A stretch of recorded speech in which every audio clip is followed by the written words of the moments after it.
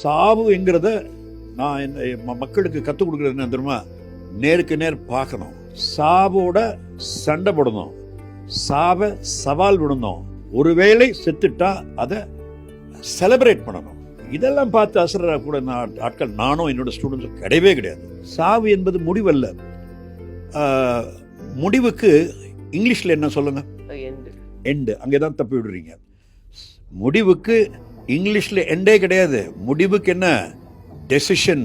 முடிவுக்கு இங்கிலீஷ்ல என்ன? ரிசல்ட்.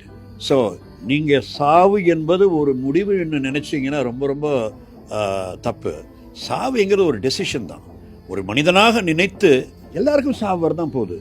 என்ன கேட்டா பிளட் கேன்சர், அதுலேயும் கொடிய ஏப்ளாஸ்டிக் அனீமியா, வேகமாக கொல்லக்கூடியது மாதிரி ஒரு ஆண்டவன்ட்ட ஒரு மிகப்பெரிய வரம் இருக்க முடியாது. ஏன் வரம் இருக்க முடியாதுன்னா, பாஸ் நாளைக்கு டொப்புன்னு நெஞ்ச பிடிச்சிட்டு செத்துறானுங்க, ஒரு ஆக்சிடென்ட்ல செத்து போயிடுறாங்க. அவங்கள சுற்றி இருக்கிற ஃபேமிலி அவருக்கு என்ன பிடிக்கும், என்ன சாப்பிட்ருப்பாரு, என்ன நினைச்சிருப்பாரு, இந்த ப்ராப்பர்ட்டி என்ன பண்ணணும், யாருக்குமே தெரியாது. ஏதாவது எழுதி வச்சிருக்காரா? ஒன்றுமே தெரியாது. எவ்வளோ பெரிய வரம் சார், எவ்வளோ பெரிய ஒரு ஆப்பர்ச்சுனிட்டி சார். நீங்கள் சாக போறீங்கன்னா ஒரு 4 நாளோ 5 நாளோ இருந்தால் அந்த 4 நாள் 5 நாளில் படிக்கக்கூடிய புத்தகங்களை படிக்கலாம். எனக்கு நான் சொல்ல வேண்டிய விஷயங்கள் நிறைய இருந்தது. அதை நான் என்னுடைய மாணவர்கள் மூலமாக சொல்லிட்டேன்.